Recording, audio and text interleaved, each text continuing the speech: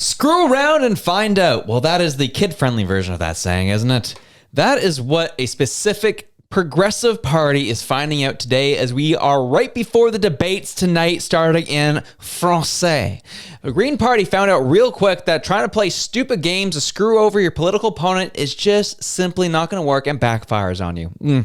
We love to see it. That and the Conservatives putting forward some big news and announcements on the East Coast, Atlantic Canada, when it comes to fisheries, and essentially their next chess move in dealing with the unhappy fishers who are not happy with the current Liberal government and the science they have around fishing. We'll be touching that as well.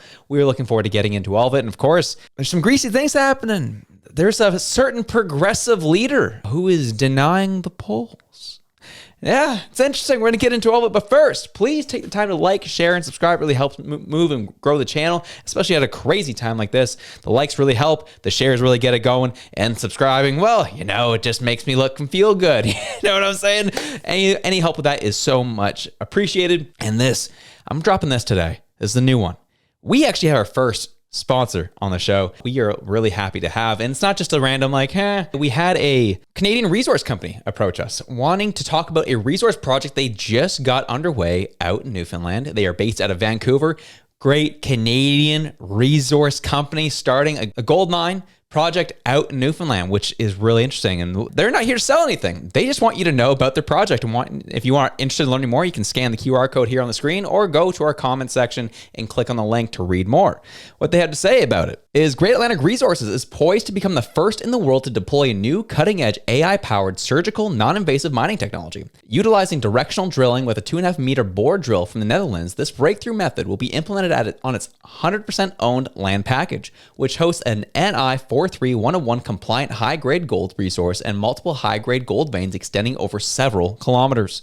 This innovative mining approach is being launched in partnership with Digital Canada and Novamera, with a bulk sample scheduled to begin in the coming months. The program is fully funded, and if successful, will place hundreds of ounces of gold directly into the company's coffers, representing a non-dilutive financing. Oh, and by the way, their neighbor was just acquired for $2.6 billion in one of the most prolific gold belts in Newfoundland. If you're interested in learning more about that resource project, you can head on over to their website and read about the story at the QR code on the screen or the link down below. Now let's get into the story, shall we? But who remembers this statement from March 5th? Over a month ago from Elizabeth May. You remember this? You remember this? Well, let's try to refresh your memory, shall we? So to the list of parties that describe themselves and that generally are seen in the media as progressives, let's just also say it would help for cooperation to have fair elections before the next election if the Conservatives wanted to sit down with all the other parties as well and renounce smear-based attack ads, renounce the use of negative algorithms to motivate people into fear-based voting and rage farming-based voting based on misinformation. As Madam Justice Hogue said, the single biggest threat to Canadian democracy comes from disinformation on social media. That's something in the hands of every party to decide they could renounce. So while it's generally seen, and I think it's a common wisdom, that if we're going to see a parliament that cooperates well together, it will be a minority parliament. And it will be a minority parliament where Liberals, Greens, NDP, and Bloc have the majority of the seats, but not any one party able to form a majority government. That will instill in our parliament a spirit of cooperation. That means thinking about voting very differently and thinking about how we might cooperate together. But I don't rule out that we could make a lot of progress for fairer elections if the Conservatives were willing to sit down and talk about it as well. Well, there you have it. Elizabeth May saying, we got to sit down and kind of work together to make sure that we we have free elections or fair elections without smear campaigns and attack ads and and we're going to have a minority government whether you like it or not. So, the Bloc, NDP, the Greens, Liberals, those progressive parties, we're going to be able to work together. And essentially, without saying it, avoid a conservative majority and try our best to make sure we mitigate any problems we have in our parliament. And Western Standard made sure to publish this, saying Green Party leader Elizabeth May urged opposition parties to work together to prevent a conservative majority government in the next election. Blacklock's reporter says she suggested that Liberals, New Democrats, the Bloc Québécois, and Greens should explore ways to collaborate. It is common wisdom that if we're going to have a parliament that cooperates well together, it will be a minority parliament where Liberals, Greens, NDP, and the Bloc have the majority of the seats, but not any one party forming a majority government, May told reporters. These were the games that we're talking about. And it was funny when you first heard those stories. You know, she's like, we can all cooperate as long as the Conservatives want to come to the table, i.e., if they want to be more progressive, then we can have a conversation about how we can all work together. That was the sentiment she was pushing forward on this. But what they ended up doing was a little bit more insidious. In order to make sure they screwed over the Conservatives, the Greens decided not to run candidates in certain federal ridings in a bid to stop the Conservatives, via their party spokesperson said. The Green Party says it has decided not to run candidates in some federal ridings in order to boost progressive parties and stop the Conservatives from forming government in the April 28th election. The party is facing scrutiny from being included in this week's federal debates because it only has 232 candidates formally nominated with Elections Canada. There are 343 ridings across the country. 233 candidates representing 343 ridings. Not good enough. And we talked about this last night, where they have to meet 2 of the 3 criteria to be able to be on the debate stage. 1, they have to run a candidate in all 343 ridings. 2, they at least have to be polling at least at 4%. And 3, they at least have had to have someone in previous parliament. Well, 2 of those 3, they don't get. They're not getting them. But they were still somehow going to be allowed on the debate stage. Well, finally, Elections Canada decided to, be fair and actually apply the rules to everybody and announced that they are removing the Green Party from the debate stage this evening. Or on the day of the debates, they said, yeah, we're not going to allow you in. It is, I think, kind of scummy in general, the fact that they were even thinking of keeping them on the debate stage, because we look at how this debate's going to go tonight. We're going to have the Bloc Québécois, the NDP, the Liberals, and the Conservatives, and then we're going to have the Green Party. Quite frankly, the way everyone's polling at this point, the Greens, there's no reason for them to even be on the stage. You have the NDP, who I don't think should be on the stage. And Bloc Québécois, there is, an argument for why they should be allowed on the stage. We know where this election is going. We know what direction it is headed in. It's going to be a 2-horse race.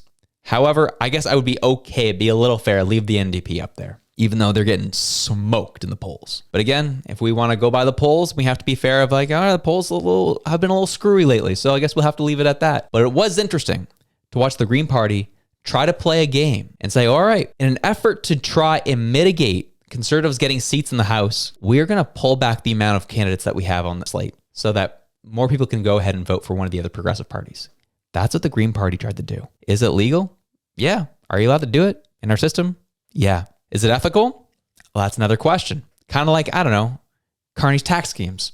Is it legal? Yeah. Ethical? That's a different question. And that's what we just witnessed. And it was good to see Elections Canada take a stand and be like, okay, well, we set these rules up last election so the PPC couldn't participate. Well, I guess we're going to have to apply these rules to the Green Party as well. Greens, you're out.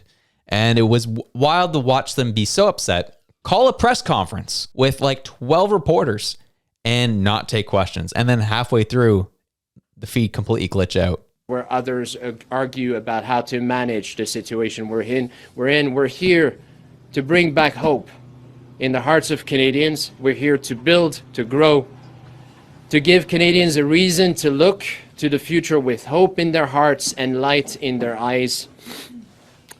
They tried to keep us up.